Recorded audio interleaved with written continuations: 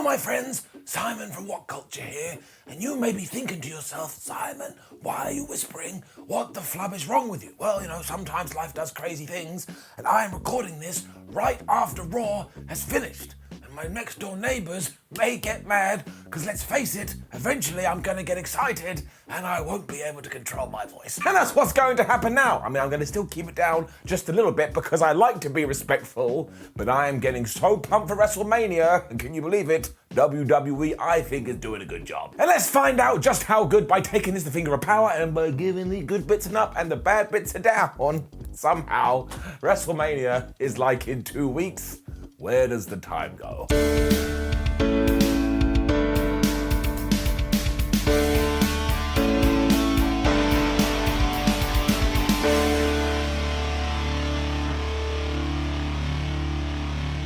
For the start of Raw, flubbing awesome. Because Stone Cold Steve Austin's music hit and everybody went nuts. Because if you're a wrestling fan and you hear that glass shatter, you instinctively go nuts. And it got me for around about 8.9 seconds, and then my brain went, I bet it's Kevin Owens. And my word, it was. He also came out wearing a bald wig, so I like him doubly the amount that I did. This made me so happy. He did the entire routine while also making sure he got some what chants in there, and then somehow it leveled up again. Because Stone Cold's music hit for a second time, Kevin Owens was like, oh no, he's coming to beat me up. But this was also a troll. I would have done the same. But these fans, even though it was so obvious, when it did come around again, they were going, oh my gosh, it's Stone Cold Steve Austin.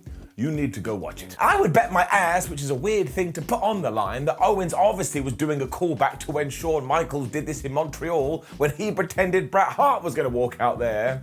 So I'm just giving it a massive round of applause. Also, Kevin Owens right now is living the dream. Like recently, apparently he just signed a bumper WWE contract. Apparently he's going to headline night 1 of WrestleMania against Steve Austin, and he got to do the Rattlesnake's entrance. And I've been dreaming of that since I was like 8 years old, and he is just doing it. So all of this was just so entertaining, it was just so much fun, and that's all you need in wrestling, is entertainment and fun, and you push it together, and then it manifests itself into your heart. Don't know what that means, but look, I'll just sum it up with 2 words: golden up. We then continued on this hype train with Seth Rollins too. It is happening. Because Kevin Patrick was trying to interview the man, and Seth basically did this.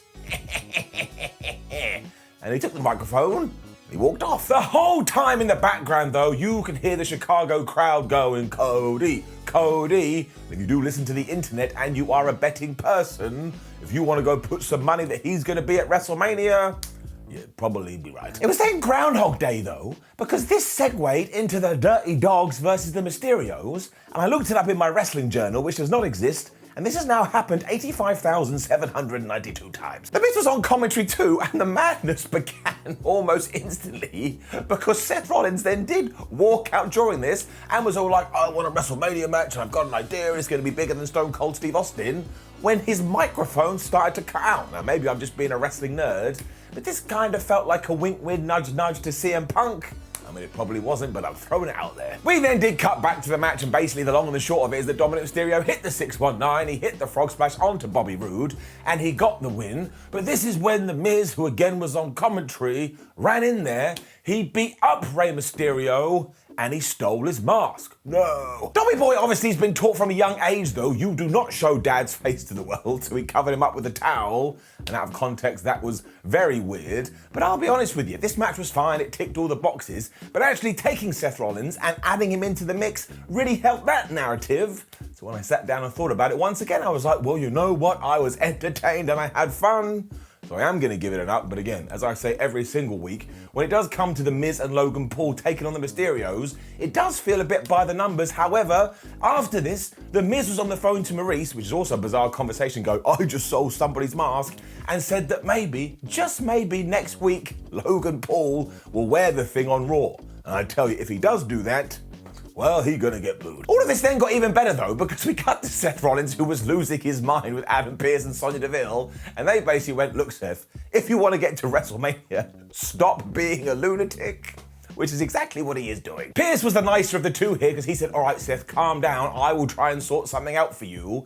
And really, the main reason why this worked is because right now, Rollins is rolling And you know that's true, because it kind of rhymed. I mean, admittedly, it's a little bit strange, because if Adam Pearce and Sonya Deville are happy to have Seth Rollins on WrestleMania, why wouldn't they just put him on WrestleMania? But I appreciate the fact that at the very least, we're telling a story. And then we basically drew a line under Apollo Crews and Commander Aziz.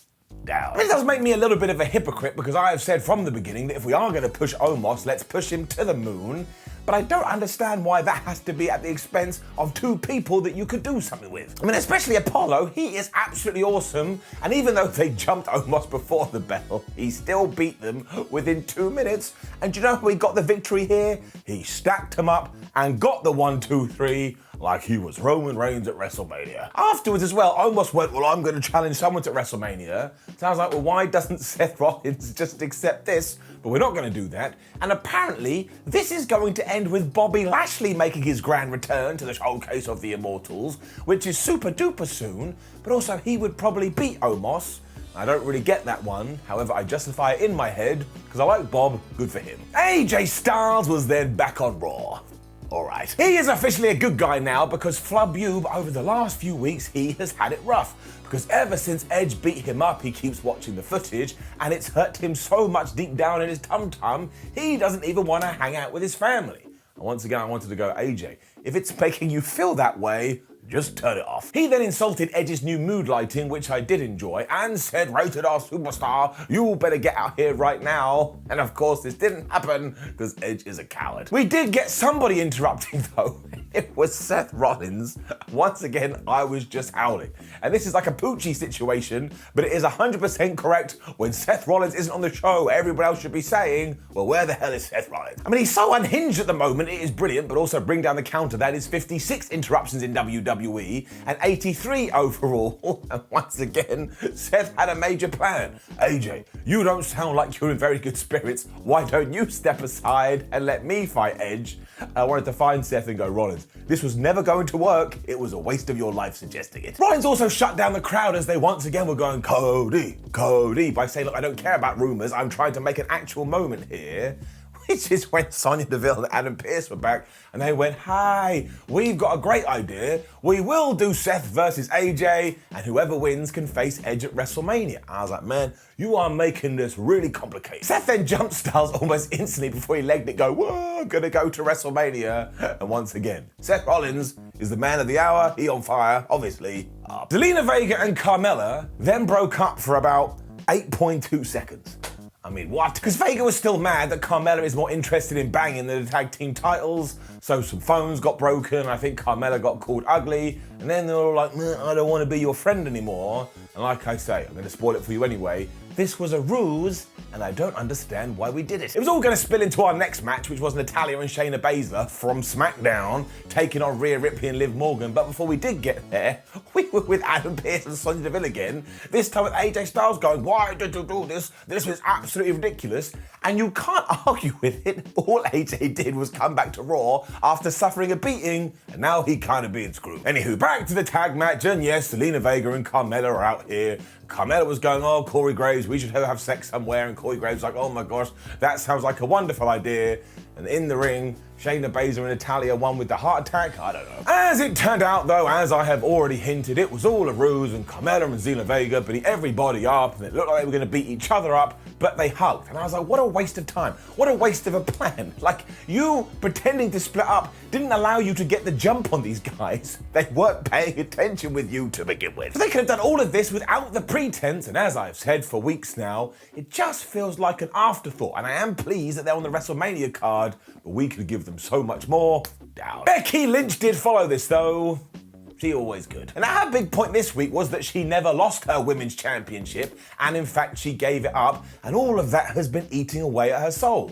And once again I want to go, wait a minute Bex, when you did give it to Asuka, I was watching your face, and you seem pretty damn happy. She is the champ once again though, which makes her the man of course, and she was all like, Bianca Belair, the crowd has chosen you, but that just makes me even more mad, and then kept talking about selling her soul to the devil. So I actually think she may want to do this. So if you are the devil and you watch, I appreciate that, thank you very much, and you want to go collect the soul, Becky Lynch is definitely selling hers. It really is all about escalation though, because even though Bianca Belair accidentally hurt Becky Lynch's throat, Becky hurt Bianca's on purpose, and that's why she's gonna win the war, she's gonna go to WrestleMania, she's gonna retain her title, even though if WWE does do that, they'd be nuts. Once again, it's a little bit odd because Bianca's story is now like Seth's, is she gonna make it to WrestleMania? And I will concede that Becky Lynch was sitting down and doing the, oh, I'm gonna be serious now here, but I thought the delivery was good. I look forward to this match. Once again, that is ticking the obvious boxes up. Austin Theory was then being interviewed, and his main point was, I don't like Pat McAfee,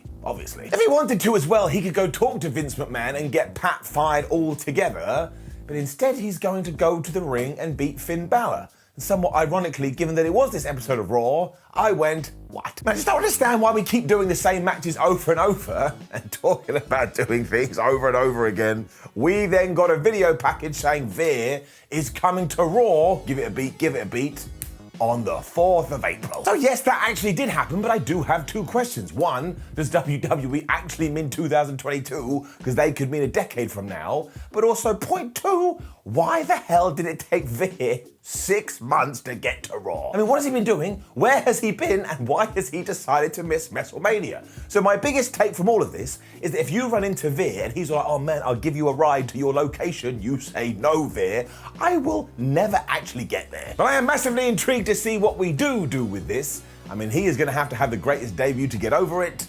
I shall wait and see. Pat McAfee then turned up on Raw, and I'm just going to be completely honest with you. He may be my new favourite wrestler. And he just decided to watch Austin Theory and Finn Balor as he was on commentary. And at one point when Austin was outside the ring, he just went absolutely crazy with crotch drops, which gives me memories when I used to do it as a kid. Honestly, never do that in front of your parents, they don't like it. When it looked like Austin was gonna win as well, he just ran up to the apron and he hit it to cause the distraction. When Finn Balor hit the most devastating move in all of sports entertainment, he picked up the win. Him and Pat McAfee were like, hey, we did it. And Finn Balor kind of felt like he was playing second fiddle to Pat McAfee here. So we are living in the strangest times, but I'm giving it up. Chad Gable was then doing his thing before it was the Alpha Academy taking on RKBro in a non-title match. And this is always a little bit weird, because why do we give WrestleMania matches away before we get to WrestleMania? But as has become the theme of this episode, Ups and Downs, the match was so damn good, and it had quite a good aftermath.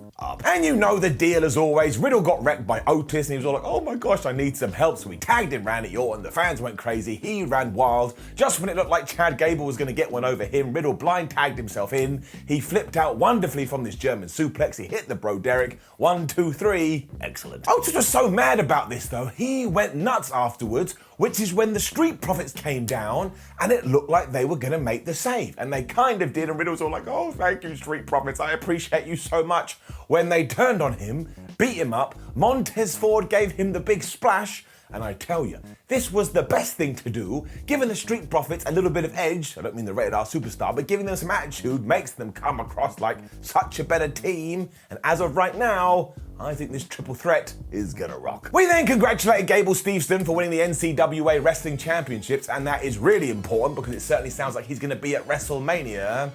Before it was time for this week 24/7 stuff, WWE didn't have that much fun with it. That's mainly because we had a match, and that's not what I want from my 24/7 title madness. I want actual insanity. But it was a tornado tag, it was Dana Brooke, Reggie and Tamina, There Is Nobody Meaner, and Tozawa, and all of this basically revolved around the fact that Tamina hit Tozawa in the balls. Reggie then got the pin afterwards, and you could completely skip this and it would make no difference. So seriously, next week WWE, come up with the most bonkers thing ever and allow it to manifest itself on my screen. Otherwise, you're gonna get it down. It was our main event next, as it was AJ Styles and Seth Rollins battling for a place in WrestleMania. They could have 82,941 matches, and every single one would be good.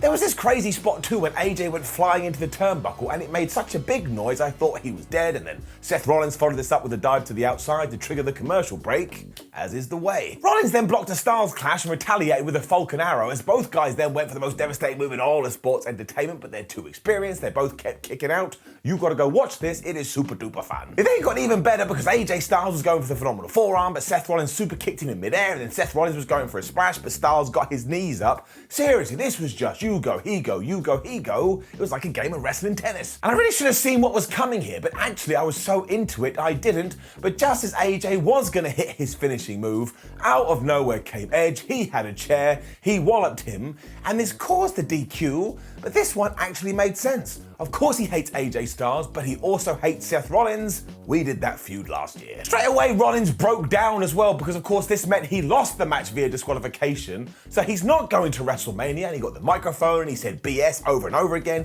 He destroyed Barry Barricade and said that he shall be here next week on Raw, and he's gonna hold up the show until he gets what he wants. So I kind of feel like the story is staring us right into the face, and I'm here for it. So it does all feel quite exciting, and once again, WWE have strained themselves when it does come to DQs. I mean, maybe one a show is a little bit too much, but back in the day, they were doing around about 100. I'm glad they've actually calmed down. So I'm gonna let it slide now because I think the WWE is super focused and I'm getting really pumped for WrestleMania. And when I've got that feelings, that's all you need to do. So overall, it is getting it up. Now please do leave a comment below and let us know what you thought about last night's Raw. Like the video, share the video and subscribe. Head over to WhatCulture.com. We'll keep you up to date with all the latest wrestling news, including Cody. Come find us on social media and watch another video. It will make you happy. My name is Simon for WhatCulture. Thank you for watching a very hushed episode of Ups and Downs, but like I say, we have to roll with the punches. I will see you soon.